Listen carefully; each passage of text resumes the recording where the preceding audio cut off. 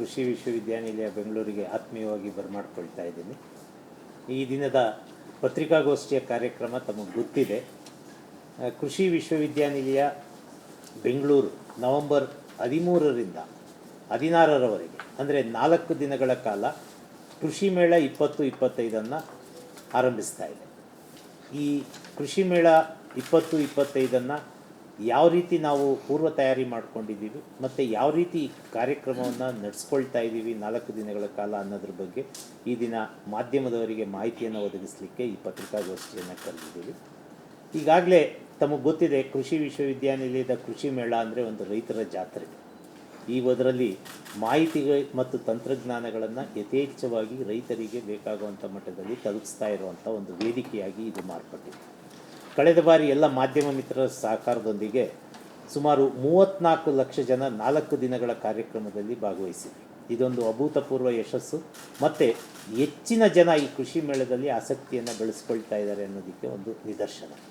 ಇದ್ರ ಜೊತೆಗೆ ಈ ಬಾರಿ ಈಗಾಗಲೇ ನಮ್ಮ ವಿಸ್ತರಣಾ ನಿರ್ದೇಶಕರು ಹೇಳಿದಂಗೆ ಪ್ರತಿ ವರ್ಷ ಒಂದೊಂದು ಘೋಷವಾಕ್ಯವನ್ನು ಇಟ್ಟುಕೊಂಡು ಅದಕ್ಕೆ ಹೆಚ್ಚು ಒತ್ತು ಕೊಟ್ಟು ಕೃಷಿ ಮೇಳವನ್ನು ನಾವು ಹಮ್ಮಿಕೊಂಡು ಬರ್ತಾಯಿದ್ದೀವಿ. ಈ ಬಾರಿ ಕೃಷಿ ಮೇಳದ ಘೋಷವಾಕ್ಯ ಸಮೃದ್ಧ ಕೃಷಿ, ವಿಕಸಿತ ಭಾರತ, ನೆಲ, ಬೆಳೆ ಮತ್ತು ಜಲ ಅಂತ. ಈಗಾಗಲೇ ತಮಗೆ ಗೊತ್ತಿದೆ, ಇವತ್ತಿನ ದಿನ ವಿಕಸಿತ ಭಾರತ ಆಗಬೇಕು ಅಂದರೆ ಕೃಷಿ ಸಮೃದ್ಧವಾಗಬೇಕು. ಆದರೆ ಕೃಷಿ ಸಮೃದ್ಧವಾಗುವಂಥ ನಿಟ್ಟಿನಲ್ಲಿ ನಾವು ಬೇರೆ ಏನನ್ನು ಕಳ್ಕೊಳ್ತಾ ಇದ್ದೀವಿ ಅದನ್ನು ಉಳಿಸಿ ಸಂರಕ್ಷಿಸಿ ಬೆಳೆಸ್ಕೊಂಡು ಹೋಗಬೇಕು ಮುಂದಿನ ಜನಾಂಗಕ್ಕೆ ಅನ್ನೋ ಉದ್ದೇಶವನ್ನು ಇಟ್ಕೊಂಡು ಈ ವಿಕಸಿತ ಭಾರತವನ್ನು ನೆಲ, ಜಲ ಮತ್ತು ಬೆಳೆ ಎಂಬ ನೈಸರ್ಗಿಕ ಸಂಪನ್ಮೂಲಗಳನ್ನು ನಾವು ಕಾಪಾಡ್ಕೋಬೇಕು, ಅದನ್ನು ಸಂರಕ್ಷಿಸ್ಕೋಬೇಕು. ಮುಂದಿನ ಜನಾಂಗಕ್ಕೂ ನಾವು ಬಿಟ್ಟುಕೊಡುವಂಥ ಪರಿಸ್ಥಿತಿಗೆ ಬಂದಾಗ ಮಾತ್ರ ಕೃಷಿ ಸಮೃದ್ಧವಾಗುತ್ತೆ. ಈಗಾಗಲೇ ನಿಮಗೆ ಗೊತ್ತಿರೋ ಹಾಗೆ ಈ ನೈಸರ್ಗಿಕ ಸಂಪನ್ಮೂಲಗಳನ್ನು ಉಳಿಸ್ಕೊಳ್ಳುವಂಥ ಕೆಲಸವನ್ನು ಕೃಷಿ ಮೇಳದಲ್ಲಿ ಯಾವ ರೀತಿ ನಾವು ಪ್ರದರ್ಶಿಸ್ತೀವಿ ಅನ್ನೋದು ಒಂದು ಮುಖ್ಯವಾದಂಥ ಅಂಶ. ಈಗ ನೆಲ ತನ್ನ ಫಲವತ್ತತೆಯನ್ನು ಕಳ್ಕೊಳ್ತಾ ಇದೆ, ಭೂಮಿ ನೀರು ಕಲುಷಿತ ಆಗ್ತಾ ಇದೆ, ಮತ್ತು ಬೆಳೆ ಕೊಡ್ತಾ ಇರೋವಂಥದ್ರಲ್ಲಿ ಇಳುವರಿಗೆ ನಾವು ಗಮನ ಕೊಟ್ಟಿದ್ದೀವಿ, ಅದರ ಗುಣಮಟ್ಟಕ್ಕೆ ಪೋಷಕಾಂಶಗಳಿಗೆ ನಾವು ಗಮನ ಕೊಡಬೇಕು ಅನ್ನುವಂಥ ನಿಟ್ಟಿನಲ್ಲಿ ಈ ಸಮತೋಲನ ಕೃಷಿಯನ್ನು ಮಾಡಬೇಕು, ಸಮತೋಲನ ಪೋಷಕಾಂಶಗಳನ್ನು ಒದಗಿಸಬೇಕು. ಅಂದರೆ ಎರಡು ರಾಸಾಯನಿಕದ ಜೊತೆಗೆ ಈ ಸಾವಯವ ಗೊಬ್ಬರಗಳನ್ನು ಸಮತೋಲನ ಪ್ರಮಾಣದಲ್ಲಿ ಕೊಡಬೇಕು ಅನ್ನೋದು. ಆದರೆ ಈಗ ಹೆಚ್ಚು ಒತ್ತನ್ನು ಸಾವಯವ ಕೃಷಿ ಮತ್ತು ನೈಸರ್ಗಿಕ ಕೃಷಿಗೂ ನಾವು ಈಗ ಕೊಡ್ತಾಯಿದ್ದೀವಿ. ಈ ಸಂದರ್ಭದಲ್ಲಿ ಕೃಷಿ ಮೇಳದಲ್ಲಿ ಈ ನೈಸರ್ಗಿಕ ಸಂಪನ್ಮೂಲಗಳನ್ನು ನಾವು ಉಳಿಸ್ಕೊಳ್ಳೋವಂಥ ಕೆಲಸವನ್ನು, ಸಂರಕ್ಷಿಸ್ಕೊಳ್ಳೋವಂಥ ಕೆಲಸವನ್ನು ಯಾವ ರೀತಿ ಮಾಡಬೇಕು ಅನ್ನೋದು ಈ ಕೃಷಿ ಮೇಳದಲ್ಲಿ ನಾವು ತೋರಿಸ್ಕೊಡ್ತಾಯಿದ್ದೀವಿ ರೈತರಿಗೆ. ಈ ಬಾರಿ ಕೃಷಿ ಮೇಳ ಸುಮಾರು 750 ಮಳಿಗೆಗಳನ್ನು ಒಳಗೊಂಡಿರುವಂಥ ಬೃಹತ್ ಕೃಷಿ ಮೇಳ ಆಗಿರುತ್ತೆ. ಈ 750 ಮಳಿಗೆಗಳಲ್ಲಿ ಹಲವಾರು ವಿಭಾಗಗಳನ್ನು ನಾವು ತೆರೆದಿದ್ದೀವಿ. ಮೊದಲನೇದಾಗಿ ಕೃಷಿ ವಿಶ್ವವಿದ್ಯಾನಿಲಯ ಹೊರತಂದಿರುವಂಥ ತಂತ್ರಜ್ಞಾನಗಳನ್ನು, ತಾಂತ್ರಿಕತೆಗಳನ್ನು ನಾವು ಜನಗಳಿಗೆ ಪ್ರದರ್ಶಿಸಬೇಕು ಮತ್ತು ಅಲ್ಲಿಂದ ಆ ಮಾಹಿತಿಯನ್ನು ಅವರಿಗೆ ತಲುಪಿಸ್ಬೇಕು ಅನ್ನೋ ನಿಟ್ಟಿನಲ್ಲಿ ಕೃಷಿ ವಿಶ್ವವಿದ್ಯಾನಿಲಯದೇ ಒಂದು ಸಪ್ರೇಟು ಒಂದು ವಿಭಾಗವನ್ನು ನಾವು ತೆರೆದಿರ್ತೀವಿ. ಅದ್ರ ಜೊತೆಗೆ ಈಗ ಏನಾಗಿದೆ, ಈ ಹಲವಾರು ಕೃಷಿ ಪರಿಕರಗಳನ್ನು ಮಾರಾಟಗಾರರು ಬರ್ತಾರೆ. ಅವರು ಹಲವಾರು ಪರಿಕರಗಳನ್ನು, ಹೊಸ ಪರಿಕರಗಳನ್ನು ರೈತರಿಗೆ ಮತ್ತು ಕೃಷಿಗೋಸ್ಕರ ಬಿಡುಗಡೆ ಮಾಡಿರ್ತಾರೆ. ಹಾಗಾಗಿ ಈ ಪರಿಕರಗಳ ಮಾರಾಟಗಾರರು ಮತ್ತು ಕಂಪನಿಗಳು ಸಹ ಇದರಲ್ಲಿ ಬರ್ತಾ ಇದ್ದಾರೆ, ಭಾಗವಹಿಸ್ತಾ ಇದ್ದಾರೆ. ಅವ್ರದ್ದೇ ಒಂದು ಸಪ್ರೇಟ್ ಒಂದು ವಿಭಾಗವನ್ನು ಮಾಡಲಾಗಿದೆ. ಜೊತೆಗೆ ಈ ಕೃಷಿ ಮೇಳದಂಥ ಬೃಹತ್ ಕಾರ್ಯವನ್ನು ನಾವು ಕೃಷಿ ವಿಶ್ವವಿದ್ಯಾನಿಲಯ ಒಂದೇ ಆಯೋಜಿಸೋದಕ್ಕೆ ಕಷ್ಟ ಆಗುತ್ತೆ. ಆ ನಿಟ್ಟಿನಲ್ಲಿ ಏನಾಗುತ್ತೆ, ಕರ್ನಾಟಕ ಸರ್ಕಾರದ ವಿವಿಧ ಅಭಿವೃದ್ಧಿ ಇಲಾಖೆಗಳು ಅಂದರೆ ಕೃಷಿ ಇಲಾಖೆ, ಪಶುಸಂಗೋಪನಾ ಇಲಾಖೆ, ಅರಣ್ಯ ಇಲಾಖೆ ಮತ್ತು ರೇಷ್ಮೆ ಇಲಾಖೆ, ತೋಟಗಾರಿಕೆ ಇಲಾಖೆ, ಇದೆಲ್ಲ ಈ ಎಲ್ಲ ವಿಭಾಗಗಳನ್ನು ಮತ್ತು ಅಭಿವೃದ್ಧಿ ಇಲಾಖೆಗಳನ್ನು ಜೊತೆಗೂಡಿಸ್ಕೊಂಡು ಆಚರಿಸ್ತಾ ಇರುವಂಥ ಈ ಕಾರ್ಯಕ್ರಮ. ಆದ್ದರಿಂದ ಕರ್ನಾಟಕ ಸರ್ಕಾರ ಈಗಾಗಲೇ ಹೊರತಂದಿರುವಂಥ ಹಲವಾರು ಜನೋಪಯೋಗಿ ಕಾರ್ಯಕ್ರಮಗಳ ಬಗ್ಗೆ ಆಯಾ ಇಲಾಖೆಗಳು ತಮ್ಮ ಸಂಬಂಧಪಟ್ಟಂಥ ಕಾರ್ಯಕ್ರಮಗಳನ್ನು ಇಲ್ಲಿ ಪ್ರದರ್ಶಿಸ್ತಾ ಇದ್ದಾರೆ ಮತ್ತು ರೈತರಿಗೆ ಮಾಹಿತಿಯನ್ನು ಕೊಡುವಂಥ ಕಾರ್ಯವನ್ನು ಮಾಡ್ತಾ ಇದ್ದಾರೆ. ಇದ್ರ ಜೊತೆಗೆ ನಿಮಗೆಲ್ಲ ಗೊತ್ತಿದೆ, ಈಗೀಗ ಕೃಷಿ ಕೂಲಿ ಕಾರ್ಮಿಕರ ಲಭ್ಯತೆ ಕಡಿಮೆ ಆಗ್ತಾ ಇದೆ. ಇವತ್ತು ಜನಗಳು ಹಳ್ಳಿಗಳಿಂದ ನಗರಗಳತ್ತ ವಲಸೆ ಬರ್ತಾ ಇದ್ದಾರೆ. ಇಂಥ ಒಂದು ಪರಿಸ್ಥಿತಿಯಲ್ಲಿ ಕೂಲಿ ಕಾರ್ಮಿಕರ ಲಭ್ಯತೆ ಕಡಿಮೆ ಆಗುತ್ತೆ. ಹಾಗಾಗಿ ಕೃಷಿ ಇನ್ನು ಮುಂದಿನ ದಿನಗಳಲ್ಲಿ ಕೃಷಿ ಯಾಂತ್ರೀಕರಣ ಆಗಬೇಕು, ಯಂತ್ರೋಪಕರಣಗಳ ಬಳಕೆ ಜಾಸ್ತಿ ಆಗಬೇಕು ಅಂತ ನಿಟ್ಟಿನಲ್ಲಿ ನಾವೇನು ಮಾಡ್ತಾಯಿದ್ದೀವಿ, ಸಣ್ಣ, ಅತಿ ಸಣ್ಣ ಮತ್ತು ದೊಡ್ಡ ರೈತರಿಗೆ ಅನುಕೂಲವಾಗುವಂಥ ಹಲವಾರು ಕೃಷಿ ಯಂತ್ರೋಪಕರಣಗಳನ್ನು ನಾವು ಪ್ರದರ್ಶನಕ್ಕೆ ಮತ್ತು ಸ್ಥಳದಲ್ಲೇ ಮಾರಾಟ ಮಾಡುವಂಥ ವ್ಯವಸ್ಥೆಯನ್ನು ಸಹ ಕಲ್ಪಿಸ್ಕೊಟ್ಟಿದ್ದೀವಿ.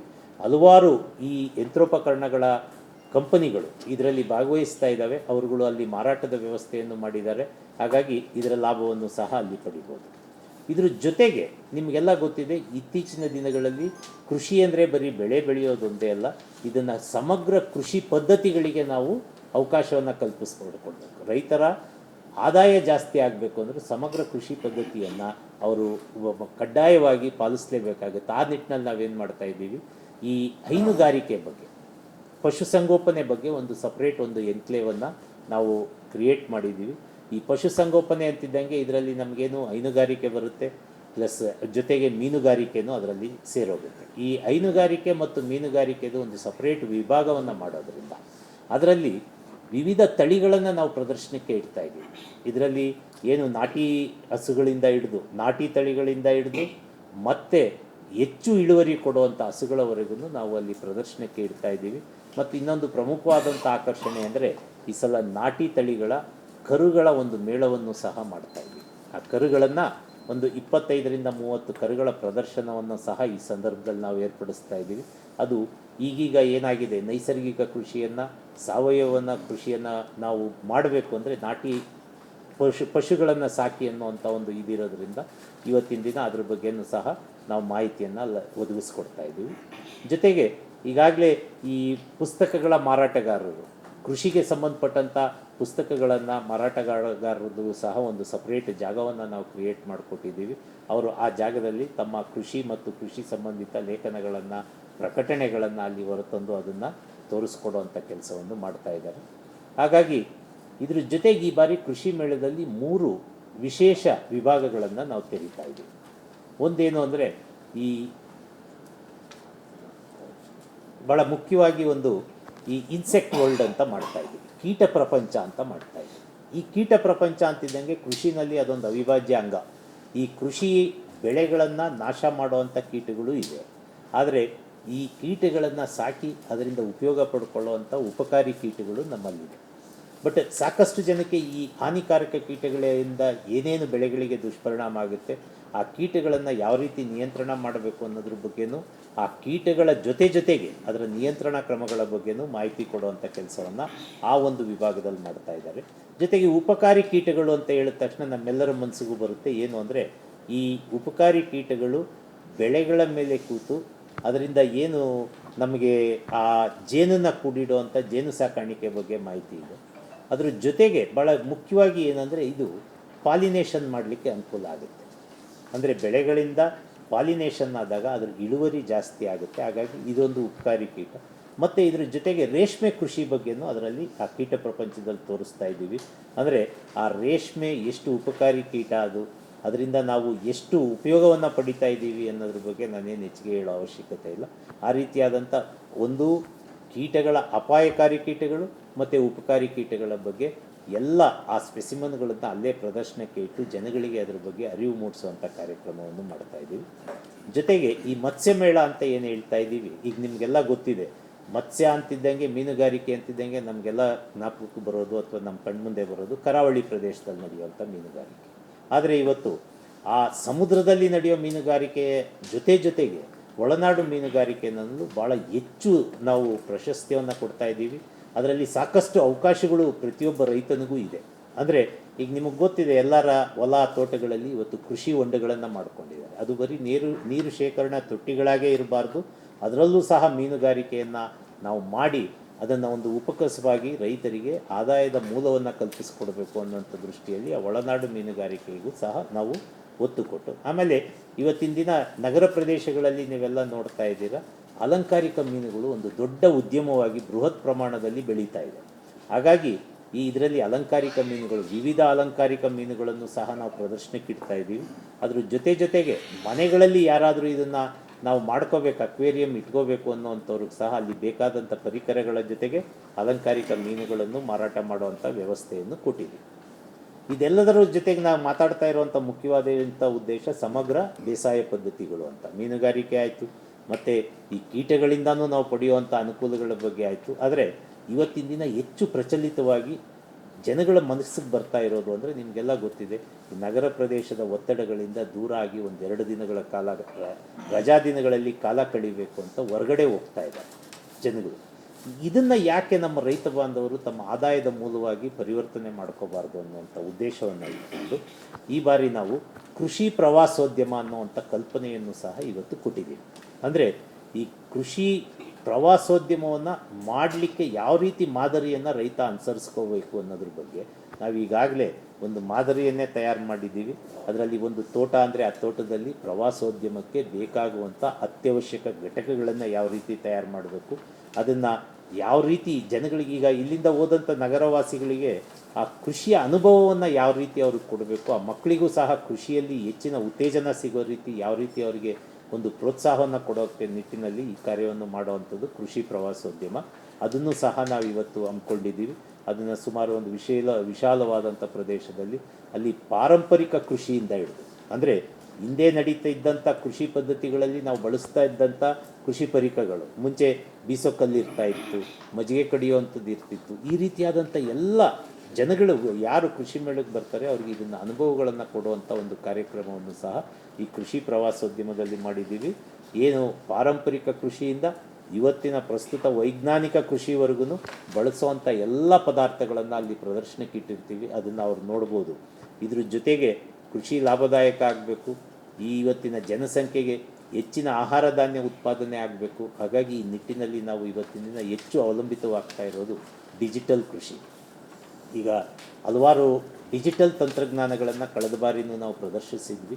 ಈ ಬಾರಿನೂ ಸಹ ಡಿಜಿಟಲ್ ತಂತ್ರಜ್ಞಾನ ಏನು ಸಾಂಪ್ರದಾಯಿಕ ಕೃಷಿಯಿಂದ ಹಿಡಿದು ಇವತ್ತಿನ ಪ್ರಸ್ತುತ ಪರಿಸ್ಥಿತಿಯಲ್ಲಿ ಅವಶ್ಯಕತೆ ಇರುವಂಥ ಡಿಜಿಟಲ್ ಕೃಷಿವರೆಗೂ ನಾವು ಅಲ್ಲಿ ಪ್ರದರ್ಶನವನ್ನು ಏರ್ಪಡಿಸ್ತಾ ಇದ್ದೀವಿ. ಹಾಗಾಗಿ ಈ ಒಂದು 3 ವಿಶೇಷ ಸವಲತ್ತುಗಳನ್ನು ಈ ಬಾರಿಯ ಕೃಷಿ ಮೇಳದಲ್ಲಿ ನಾವು ತಯಾರು ಮಾಡ್ಕೊಂಡಿದ್ದೀವಿ. ಇದು ಈ ಕೃಷಿ ಮೇಳದ ರೂಪುರೇಷೆಗಳು. ಇದ್ರ ಜೊತೆಗೆ ಈಗಾಗಲೇ ನಿಮಗೆ ಗೊತ್ತಿದೆ, ಸುಮಾರು ಈ ಎಸ್ ಎಚ್ ಜಿ ಗ್ರೂಪ್ಗಳಿಂದ ಬರುವಂಥವರಿಗೆ ಒಂದು ಮಾರುಕಟ್ಟೆಯ ವ್ಯವಸ್ಥೆಯನ್ನು ಕಲ್ಪಿಸುವಂಥ ಒಂದು ವೇದಿಕೆ ಸಹ ಈ ಕೃಷಿ ಮೇಳ ಮಾಡ್ತಾ ಇದೆ. ಅಂದರೆ ತಾವು ಒಂದು ಗ್ರಾಹಕರನ್ನು ಇಲ್ಲಿ ಪಡೀಲಿಕ್ಕೆ ಸಾಧ್ಯ, ತಮ್ಮ ಇಲ್ಲಿ ಮಾರಾಟ ನೇರವಾಗಿ ಗ್ರಾಹಕರಿಗೆ ಮಾರಾಟ ಮಾಡ್ಬೋದು. ಅಂಥ ಗ್ರಾಹಕರ ಜೊತೆ ಸಂಪರ್ಕವನ್ನು ಸಾಧಿಸ್ಕೊಂಡು ಮುಂದಿನ ದಿನಗಳಲ್ಲೂ ಸಹ ಆ ಒಂದು ಗ್ರಾಹಕರನ್ನು ಅವರು ತಮ್ಮತ್ತ ಸೆಳ್ಕೋಬೋದು ಅನ್ನುವಂಥ ದೃಷ್ಟಿಯಲ್ಲಿ ಇಟ್ಕೊಂಡು ಇವತ್ತು ಆ ಎಸ್ ಎಚ್ ಜಿನವ್ರಿಗೆ ಇಲ್ಲಿ ಸಪ್ರೇಟ್ ಒಂದು ಎನ್ಕ್ಲೇವನ್ನು ಮಾಡಿಕೊಟ್ಟಿದ್ದೀವಿ. ಅವರು ಸಹ ತಮ್ಮ ಪದಾರ್ಥಗಳನ್ನು ನೇರವಾಗಿ ಗ್ರಾಹಕರಿಗೆ ಮಾರುವಂಥ ಕೆಲಸವನ್ನು ಮಾಡ್ತಾ ಇದ್ದಾರೆ. ಆಮೇಲೆ ಈಗ ನಿಮಗೆಲ್ಲ ಗೊತ್ತಿದೆ, ಕೃಷಿ ಮೇಳಕ್ಕೆ ಬಂದು ಎಲ್ಲ ನೋಡಿದ ನಂತರ ಹಲವಾರು ಅನುಮಾನಗಳು ನಮ್ಮನ್ನು ಕಾಡಕ್ಕೆ ಪ್ರಾರಂಭ ಆಗುತ್ತೆ. ಇದೇನು ಇವ್ರು ಈ ರೀತಿ ಮಾಡಿದ್ದಾರೆ, ನಮ್ಮಲ್ಲಿ ಕೃಷಿ ಮಾಡಿದಾಗ ಯಾಕೆ ಈ ರೀತಿ ಬರಲ್ಲ, ಈಗ ಇಲ್ಲಿ ಒಣ ಬೇಸಾಯ ಮಾಡಿದ್ದಾರೆ ಬೆಳೆ ಚೆನ್ನಾಗಿ ಬಂದಿದೆ, ನಮ್ಮಲ್ಲಿ ಒಣ ಬೇಸಾಯ ಮಾಡಿದ ನಂತರನೂ ಯಾಕೆ ಬೆಳೆ ಇಷ್ಟೊಂದು ಉತ್ತಮವಾಗಿ ಬಂದಿಲ್ಲ ಅನ್ನುವಂಥ ಹಲವಾರು ಸಹಜ ಅನುಮಾನಗಳು ಮನುಷ್ಯರಿಗೆ ಕಾಡೋದು ಸಹಜ. ಅಂಥ ಸಂದರ್ಭದಲ್ಲಿ ಆ ಒಂದು ಪ್ರಶ್ನೆಗಳಿಗೆ ನೇರವಾಗಿ ನಮ್ಮ ವಿಜ್ಞಾನಿಗಳ ಜೊತೆನೇ ಸಲಹಾ ಕೇಂದ್ರ ಅಂತ ತೆಗೆದಿದ್ದೀವಿ. ವಿಜ್ಞಾನಿಗಳ ಜೊತೆ ಕೂತು ತಮ್ಮ ಅನುಮಾನಕ್ಕೆ ಸ್ಥಳದಲ್ಲೇ ಪರಿಹಾರವನ್ನು ಕಂಡುಕೊಳ್ಳುವಂಥ ಕೆಲಸವನ್ನು ಸಹ ಅವರಲ್ಲಿ ಮಾಡ್ಬೋದು. ಹಾಗಾಗಿ ಆ ಸಲಹಾ ಕೇಂದ್ರದಲ್ಲಿ ಎಲ್ಲ ವಿಭಾಗಗಳು, ಕೀಟಶಾಸ್ತ್ರದವ್ರು ಇರ್ತಾರೆ, ರೋಗಶಾಸ್ತ್ರದವ್ರು ಇರ್ತಾರೆ, ತಳಿ ಅಭಿವೃದ್ಧಿನವ್ರು ಇರ್ತಾರೆ. ಹಾಗಾಗಿ ಅವ್ರಿಗೆ ಯಾವ ವಿಷಯದ ಬಗ್ಗೆ ಬೇಕು ಅಂತ. ಆಮೇಲೆ ಈ ಬಾರಿ ಏನು ಮಾಡ್ತಾ ಇದ್ದೀವಿ ಅಂದರೆ, ಈಗಾಗಲೇ ನಾವು ರೈತರಿಂದ ಹೆಚ್ಚು ಬಾರಿ ಕೇಳಿರುವಂಥ ಪ್ರಶ್ನೆಗಳನ್ನು ನಾವು ಅಲ್ಲಿ ಒಂದು ಸ್ಕ್ರೀನ್ ಮೇಲೆ ಈಗಾಗಲೇ ಡಿಸ್ಪ್ಲೇ ಮಾಡ್ತಾನೆ ಇರ್ತೀವಿ. ಯಾಕೆಂದರೆ ಸುಮಾರು ಜನಕ್ಕೆ ಅನುಮಾನ ಬಂದಿರುತ್ತೆ, ಒಬ್ಬರು ಕೇಳಿರ್ತಾರೆ, ಇನ್ನೊಬ್ಬರು ಮತ್ತೆ ಕೇಳೋ ಅವಶ್ಯಕತೆ ಇಲ್ಲ, ಅಲ್ಲಿ ಬೇಕಾದರೂ ನೋಡ್ಕೋಬೋದು. ಆಮೇಲೆ ಇದ್ರ ಜೊತೆಗೆ ಯಾರು ಪ್ರಶ್ನೆಗಳನ್ನು ಕೇಳಿ ಆನ್ಲೈನ್ನಲ್ಲಿ ಕೇಳೋವಂಥ ಅವಕಾಶವನ್ನು ಕೊಟ್ಟಿದ್ದೀವಿ, ಅವ್ರುಗಳು ಅದನ್ನು ಪ್ರಶ್ನೆಗಳನ್ನು ಕೇಳಿದ್ರೆ ಅಲ್ಲೇ ಅವರಿಗೆ ಪರಿಹಾರವನ್ನು ಸೂಚಿಸುವಂಥ ಕೆಲಸವನ್ನು ಸಹ ಇಲ್ಲಿ ನಾವು ಮಾಡ್ತಾ ಇದ್ದೀವಿ. ಈ ಕಾರ್ಯಕ್ರಮದಲ್ಲಿ ಭಾಗವಹಿಸ್ತಿರುವಂಥ ರೈತ ಬಾಂಧವರಿಗೆ ಈ ಬಾರಿ ಸುಮಾರು 30 ಎಕರೆ ವಿಶಾಲವಾದಂಥ ಪ್ರದೇಶದಲ್ಲಿ ಪಾರ್ಕಿಂಗ್ ವ್ಯವಸ್ಥೆಯನ್ನು ಕಲ್ಪಿಸ್ಕೊಟ್ಟಿದ್ದೀವಿ. ಇಲ್ಲಿ ಏನು ನಮ್ಮ JKVK ಆವರಣದಲ್ಲಿ ಆ ಪಾರ್ಕಿಂಗ್ ಕಳೆದ ಬಾರಿ ಒಂದು 2 ಪ್ರೆಸ್ನವ್ರ ಮೂಲಕ ಬಂದಿದ್ದಂಥ ಸಲಹೆ ನನಗೇನಪ್ಪ ಅಂದರೆ, ಆ ಪಾರ್ಕಿಂಗ್ ಸ್ಥಳದಿಂದ ಕೃಷಿ ಮೇಳದ ಸ್ಥಳಕ್ಕೆ ಬರಲಿಕ್ಕೆ ವಾಹನದ ವ್ಯವಸ್ಥೆಯಲ್ಲಿ ಸ್ವಲ್ಪ ಅಲ್ಲಿ ತೊಂದರೆ ಆಗಿತ್ತು ಅಂತ ಹೇಳಿದರು. ಹಾಗಾಗಿ ಈ ಬಾರಿ ಏನು ಮಾಡಿದ್ದೀವಿ, ಆ ಪಾರ್ಕಿಂಗ್ ಜಾಗದಿಂದ ಕೃಷಿ ಮೇಳಕ್ಕೆ ಬರಲಿಕ್ಕೆ ನಿರಂತರವಾದಂಥ ಉಚಿತವಾದಂಥ ಬಸ್ ವ್ಯವಸ್ಥೆಯನ್ನು ಸಹ ನಾವು ಮಾಡಿಕೊಟ್ಟಿದ್ದೀವಿ. ಅದ್ರ ಜೊತೆಗೆ ಈ ಕೃಷಿ ಮೇಳದ ಪ್ರವೇಶ ಆ್ಯಸ್ ಯೂಶುವಲ್ ಉಚಿತವಾಗಿರುತ್ತೆ, ಇದಕ್ಕೆ ಯಾವುದೇ ಶುಲ್ಕ ಇರಲ್ಲ. ಮತ್ತು ಈ ರಿಯಾಯಿತಿ ದರದಲ್ಲಿ ಊಟದ ವ್ಯವಸ್ಥೆಯನ್ನು ಮಾಡಿಕೊಟ್ಟಿದ್ದೀವಿ. ರೈತ ಬಾಂಧವರು ಬಂದವರಿಗೆ ಅವರಿಗೆ ಏನು ಪೂರ್ಣ ಪ್ರಮಾಣದ ಊಟವನ್ನು ರಿಯಾಯಿತಿ ದರದಲ್ಲೂ ಒದಗಿಸ್ಕೊಡುವಂಥ ಕೆಲಸವನ್ನು ನಾವು ಮಾಡ್ತಾಯಿದ್ದೀವಿ. ಈ ಕೃಷಿ ಮೇಳವನ್ನು ಮೊದಲನೇ ದಿನ ನಮ್ಮ ಕರ್ನಾಟಕ ಸರ್ಕಾರದ ಗೌರವಾನ್ವಿತ ರಾಜ್ಯಪಾಲರು ಉದ್ಘಾಟನೆ ಮಾಡ್ತಾ ಇದ್ದಾರೆ.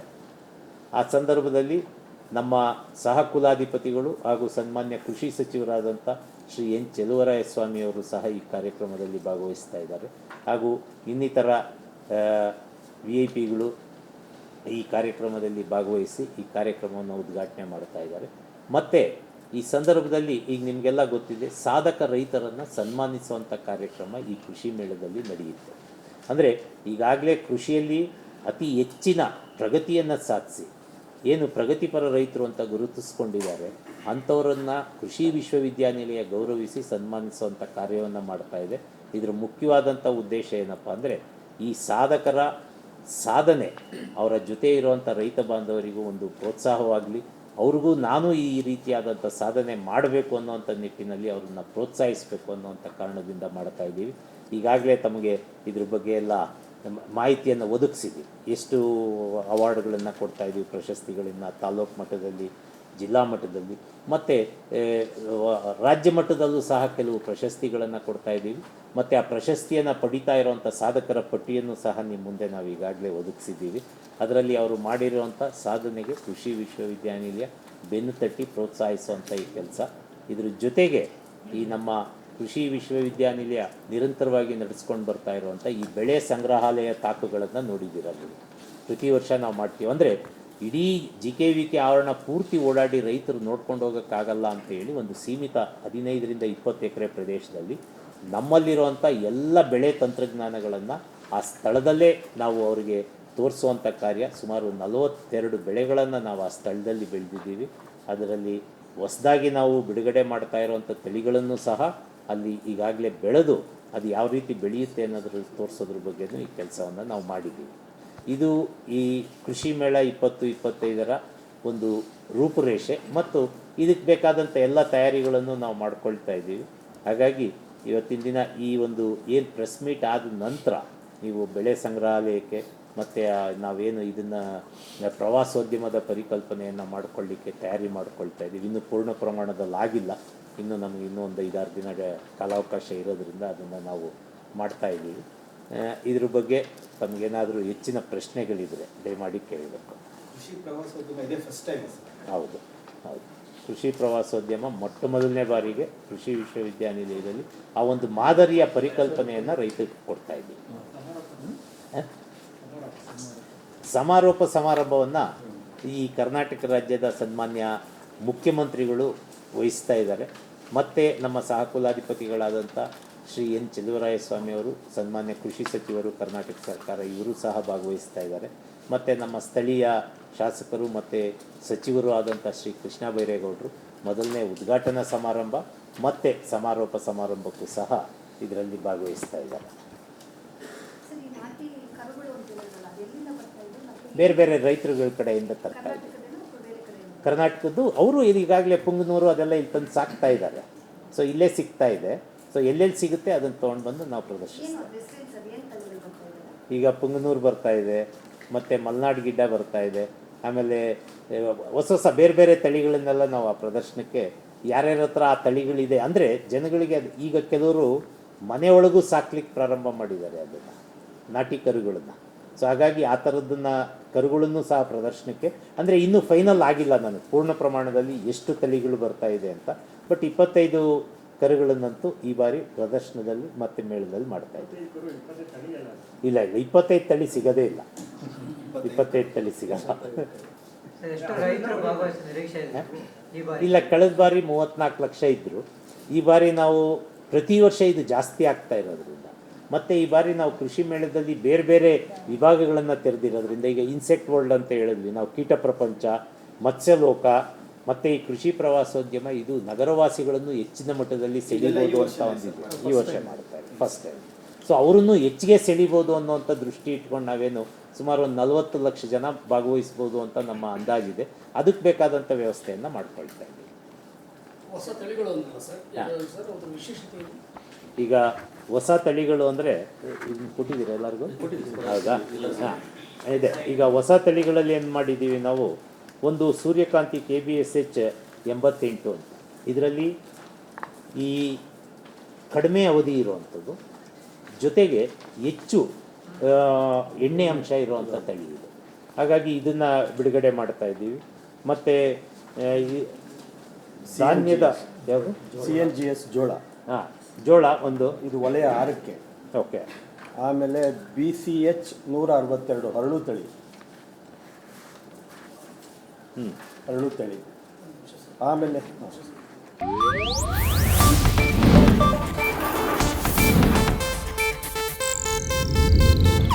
ಇದು ಏಷ್ಯಾನೆಟ್ ನ್ಯೂಸ್ ನೆಟ್ವರ್ಕ್ ಪ್ರಸ್ತುತಿ.